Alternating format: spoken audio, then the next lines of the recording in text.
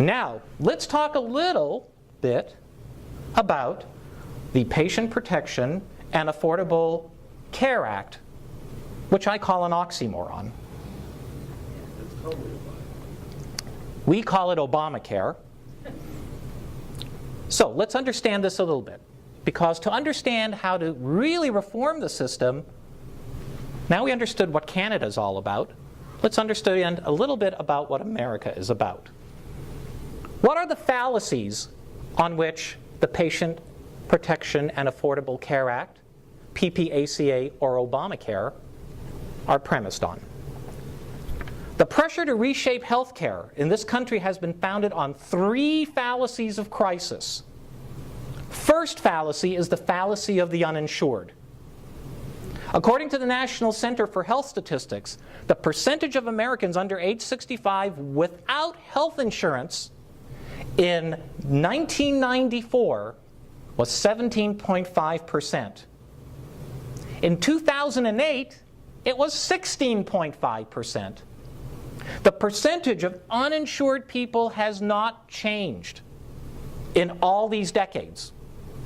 It is a lie when you are being told that there's an increasing percentage of uninsured.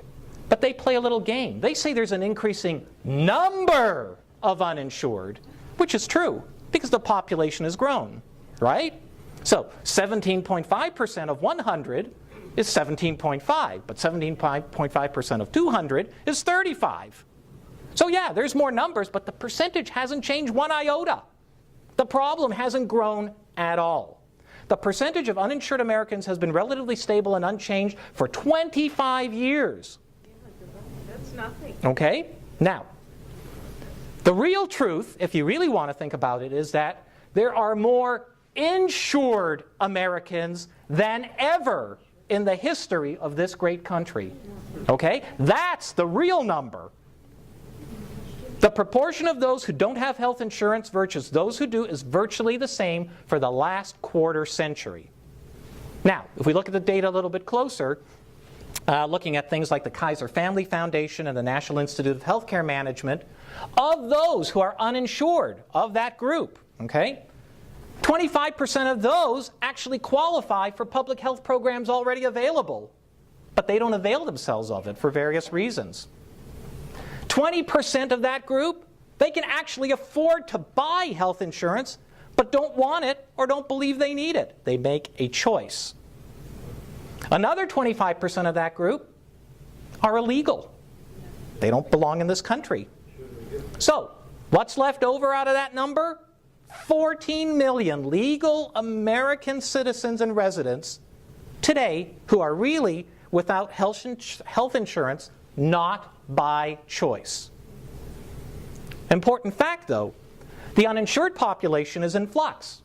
What does that mean? It means that many, if not the majority of uninsured today, will not be uninsured a year from now. They keep changing. You know, it's just a matter of circumstance. Change in job, change in environment, but you get back to things again because our system actually does work. They'll be replaced with a new group, but with the same demographics. Ironically, okay, here's the real irony. According to the Congressional Budget Office, the PPACA, Obamacare, will still leave the majority of these individuals uninsured in the end of this all, estimating that 17 million uninsured individuals will still exist by 2019, of whom half are not legal residents. So it still doesn't solve the problem. No big surprise. The other fallacy of the uninsured is that they do not have access to health care. This is tacitly untrue. I'm in the system. Anybody in this country can get health care, even if you're not legal. Perhaps especially if you're not legal. The crisis of uninsured is a hoax. Yeah. The second fallacy is the fallacy of corporate greed. It's a favorite they like to sell for you, saying, it's the corporations, they're robbing you blind. This charge has been most strongly levied against pharmaceutical companies that provide life-saving and life-changing drugs that alter the face of disease and illness. Now, if you look at data from the CDC, the overall share of healthcare costs for medications has doubled since 1980. Okay, that's real, but we've got lots of new drugs. I remember when the PDR, the Physician's Desk Reference, was a book. It had a couple of columns. It had 12-point font. It was really big. Now, and it was like maybe 1,000 pages. Now it's 2,000 pages. It has 4 columns. You need a magnifying glass to read it. Tons of new medications, all of which have been amazing. They've changed the way we practice medicine. And how have they done that most profoundly? Because they stopped you from getting sick and stopped you from accessing health care, such as hospitalization. For every dollar you spend on medications, you save $2 in hospital costs. The pharmaceutical industry has done wonders not only in producing life-saving things, health-creating things, but also has reduced healthcare costs by doing so. It's just that we've shifted it to a different place, so we see it a little bit differently. But you're not in the hospital. But who remembers that? It's revisionist history to think that people used to go to the hospital for everything. You have a headache? Come to the hospital for a few days. Lay back. We used to do that all the time. It was the thing you did. You put people in hospital. You didn't have anything else to do. So you'd sit there, you'd try a few things, you'd give them some IVs and hope things get better, and then we treated some real stuff. But now we can do so much more, and we don't need the hospitals. We don't need those costs. So this is very significant because hospital costs consume about 30% of healthcare dollars, but pharmaceuticals only consume, as we talked about 10% of healthcare dollars. So if we can double the rate of reduction of healthcare costs through increasing pharmaceuticals, that's a net gain, and that reduces costs tremendously. So the crisis of pharmaceutical corporate greed is another populist fraud. The third myth is that rapidly rising healthcare costs can actually be controlled by government.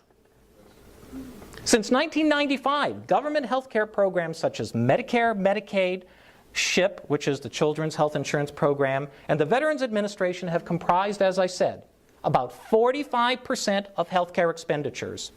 Yet, at no time in the last 14 years has any government program reduced the cost of health care one single iota, despite promises to do so.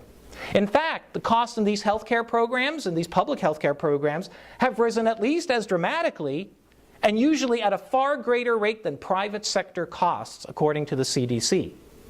Furthermore, through government incompetence and imprudence, Medicare is projected to be bankrupt by 2017.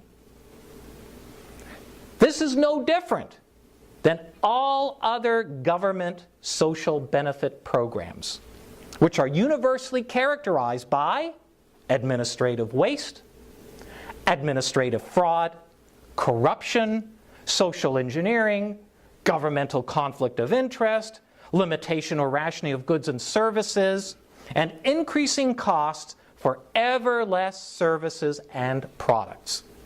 It is foolish, if not downright delusional, to believe that perpetually unfulfilled promises of cost control speak louder than the actions of progressively higher costs and debt in all government health care programs.